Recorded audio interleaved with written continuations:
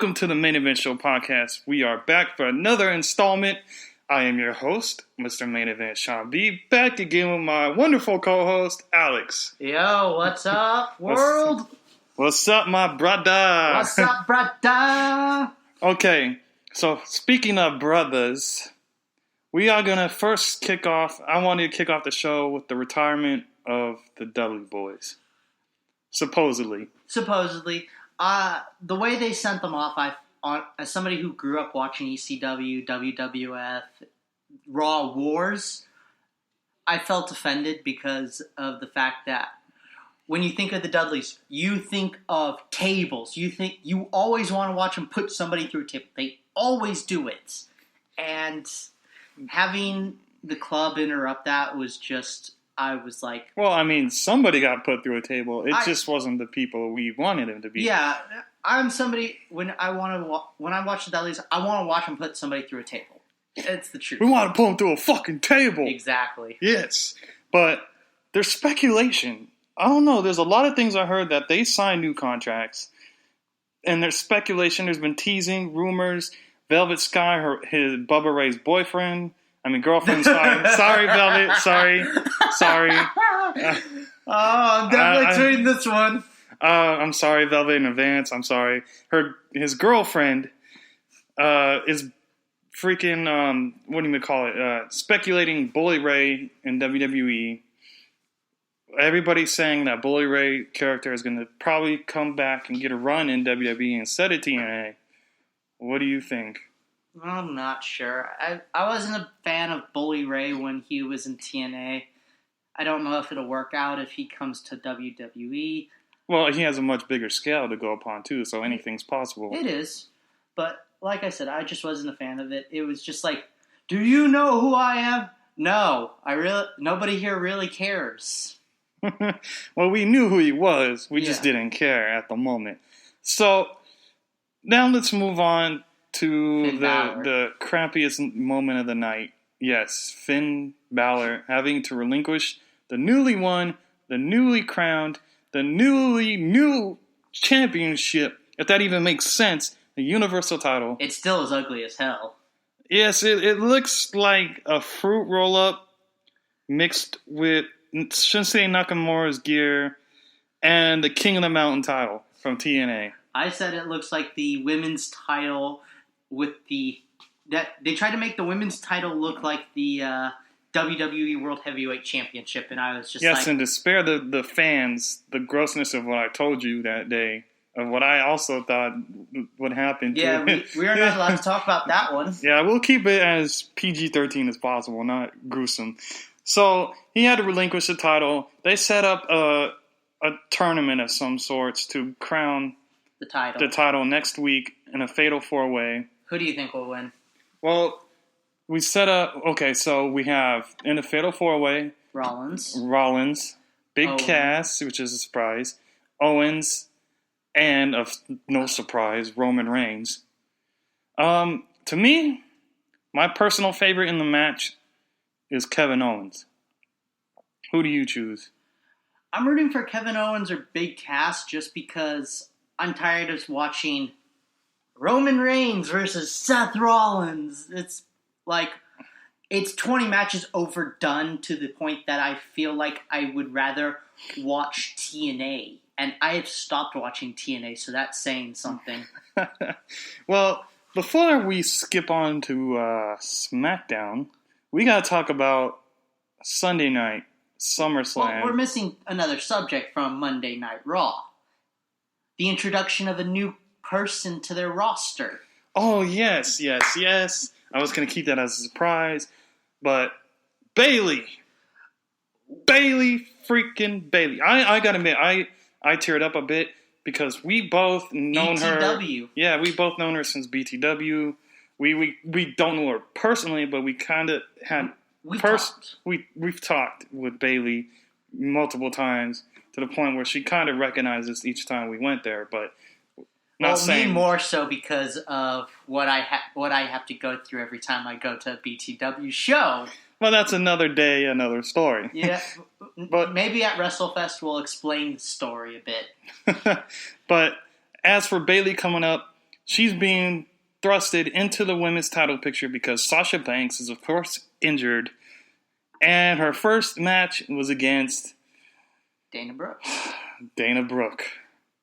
I saw that she did a real good job.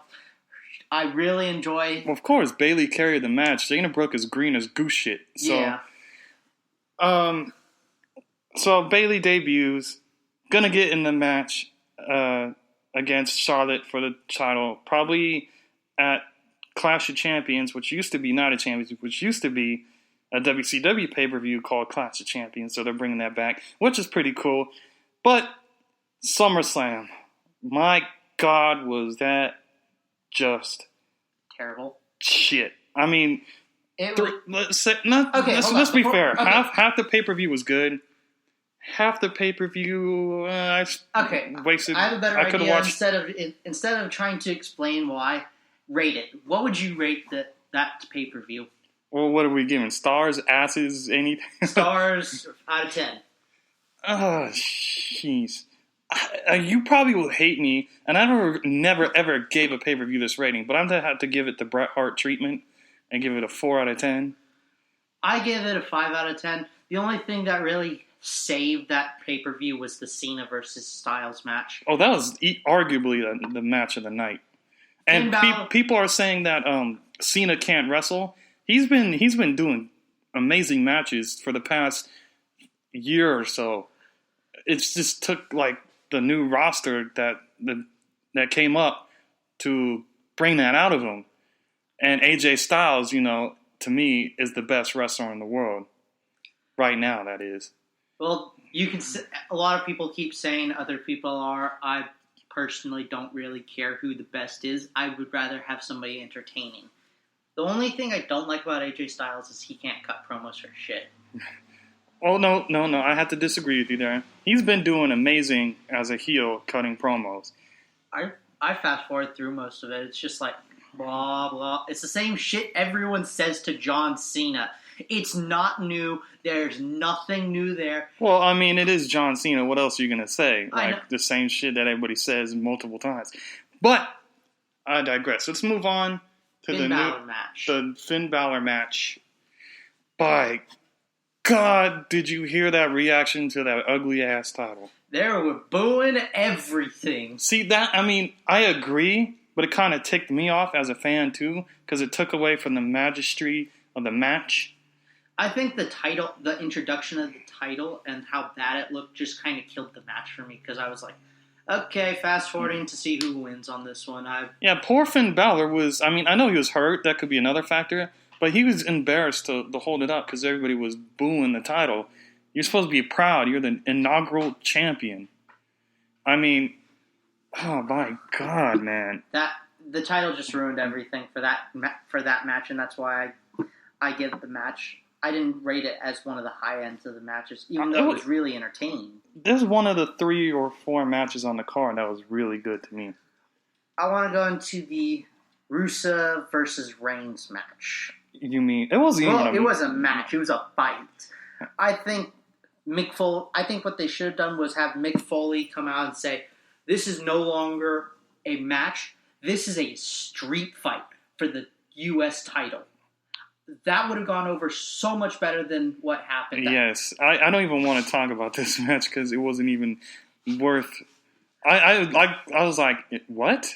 Like, okay, so I want to talk about first the first Divas match. The women's match, the return of Nikki Bella to a well-received cheer pop. I didn't expect it because when she was here and healthy, nobody liked her. Mm-hmm. But when she came back, she popped. I missed the booty dance. I missed that booty. I ain't gonna lie. But I loved also. Damn trucks. Sorry for that, people. I loved how she came back, got a pop. But before that Ava Marie troll that they did with the intro. I already knew she wasn't going to be there. They announced her suspension. Yeah, but that bull crap about her being on vacation. Yeah, and hating. I would have just said, You are gone. She's a terrible wrestler. The only thing she has is looks, and that's really iffy still. Exactly. Now let's move on to the other women's match. Sasha versus Charlotte, which everybody was disappointed. Another match people were disappointed in because they gave the title to her about a month or two ago. Throw it back on Charlotte. Yes, she's injured. But if you knew she had some nagging injuries, why put the title on her in the first place? Exactly. So, I mean, there were some high points to that match, but it's... Or like when Charlotte almost killed her. Yeah. Like, that really ticked me off. But I still love Charlotte. I love Sasha. But, oh, man. It had to be one of the most disappointing pay-per-views for a long time. Now, before we get to the world title and Brock Lesnar, let's talk about the Tag Team Championship match. The Club versus the New Day. Yes, it is. And a New Day, but they're just trying to go for ratings with that one. And then disqualification when Big E made a surprise return. I figured he'd be back. Yeah, I'm glad. It wasn't good without Big E, to tell you the truth. Yeah. Big E's the backbone of the New Day. But I digress. Let's go to the pre-matches because there were a few of those. Why? Well, there was Kevin Owens and Chris Jericho versus Big Cass. Well, that was the main card, but it said pre. That was the main. That was the first match on the main card, which, of course, they lost in their hometown, which is so WWE, anyways. Mm-hmm. I mean, we figured that Kevin Owens and Chris Jericho would win just because they're going to pretty much knock out Big Cass out of the match and then just take advantage of Enzo. It was very easy to see. Yes. Now let's go on to the WWE World Championship, which didn't even feel like a World Championship match. Everybody was dead during that match. Yeah, the stuff that led up to it just kind of killed the match. Dolph Ziggler and Dean Ambrose fought like hell just to try to win. But it was just kind of like a bad movie, and then right when you get to the plot, it's like nobody cares anymore. Then we move on to Brock Lesnar versus Randy Orton. Which wasn't even a match. That was a fight. It was a fight and got stopped by TKO. He wasn't really out. He was still conscious. Yeah, Randy was bleeding like a stuffed pig. I mean, if you go back at, what was it? When Brock Lesnar made his first return, Cena versus Lesnar at Extreme Rules, Cena was busted open and still fought. Yeah, but this looked nasty. This was like brain. He was showing brain. Yeah, so was John Cena. So then it just kind of ended. There's nothing... With the Shane McMahon getting F5. Yeah, and just kind of ended. Everybody was chanting Goldberg. We knew Goldberg wasn't going to come out. Everyone wanted it. Yeah, but that's how it just ended. It was just ended. Nothing. This pay-per-view... When was the last time a pay-per-view was this bad, bro? Because I don't even remember. I don't. I usually like pay-per-views. I think the last time I really was pissed off a pay-per-view, but it wasn't even the whole pay-per-view, it was just one match, was WrestleMania 30 when Brock Lesnar beat the streak. Yeah, that match it felt more like it was... And Brock isn't even entertaining to me anymore. No, it's the same stuff over and over. I literally missed the match because I wasn't even really paying attention to Brock and Randy Orton, to tell you the truth. I was, but I really wasn't. I was like, because when they were going over on SmackDown, which leading into SmackDown, I didn't even know that Brock got hit with an RKO. I wasn't even really paying attention. So, speaking of SmackDown, we open up with the new Women's Championship and the new Tag Team Championships. I want to talk about the women's. Did you hear that of what they were chanting when they announced the women's title? No. Becky. Yes, I agree. Becky should win the championship because she deserves it. Oh, yeah. And I gotta admit, the the SmackDown Tag Team Championships look way better than the regular ones, the Universal title. And the new women's title. Well, the women's title is the same as the Raw, but they both look good. But that silver just complements the blue strap. Oh, yeah. Better than the gold with black. The penny. I saw a meme on Facebook the penny belts. They showed the penny, and then the new belts they showed the quarter. I was laughing, but anyways, so they have everybody out, the tag teams and the women's championship, and who comes out? He's Slater, baby, trying to get his contract. He ain't going nowhere, but he gets offered a lifetime opportunity to become a tag team champion and a contract. So he has to find, by the end of the night, a tag team partner. And who does he find? He doesn't find a beast. He finds a Rhino.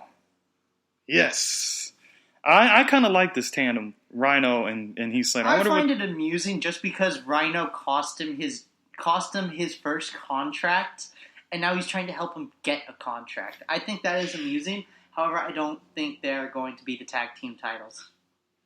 Yeah. Or the tag team champions. So now we have the women's matches. We have a shocking heel turn by Carmella.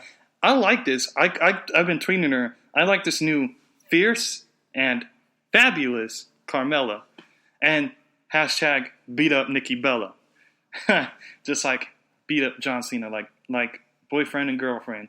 So that's just me being a fan, of Carmella and not Nikki Bella. I will say this. After they announced the titles, when AJ Styles came out and just started bitching and moaning that he's now the face, without him going after Cena, it's just like, I don't enjoy this. I'm bored. You see, folks, this is two different opinions because I'm a huge fan of AJ Styles. I've been a fan of AJ Styles for a long time. I just think his promos in WWE with John Cena are overused, and I think that he's just bitching and moaning. They're just having him bitch and moan now. Okay, so now let's get on to the main event of the night. Dolph Ziggler versus AJ Styles, a dream match in some people's eyes, for an opportunity at the World Championship, because if Dolph wins, then he gets added to that match with AJ Styles and Dean Ambrose. But if he loses, oh well, bye-bye. So, of course, Dolph Ziggler loses. So now at Backlash, AJ Styles versus Dean Ambrose for the World Championship, which I'm really hoping AJ wins. He's not going to. They're not going to end his run. We'll see. We'll make that when we make the Backlash predictions. Now, let's go to the WWE Network. If you guys watch Talking Smack like I do, we saw interviews from Nikki Bella. Well, not even a Nikki Bella interview. She got attacked from behind from Carmella.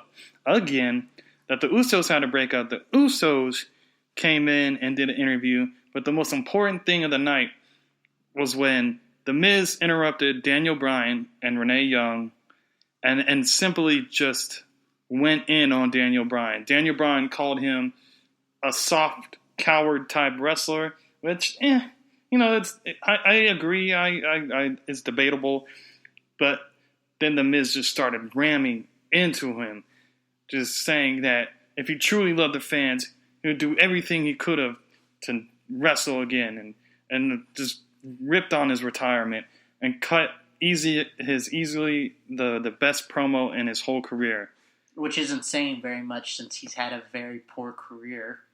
Well, yeah, but he's been WWE champion. He's been Intercontinental champion so many times. He's been tag team United States.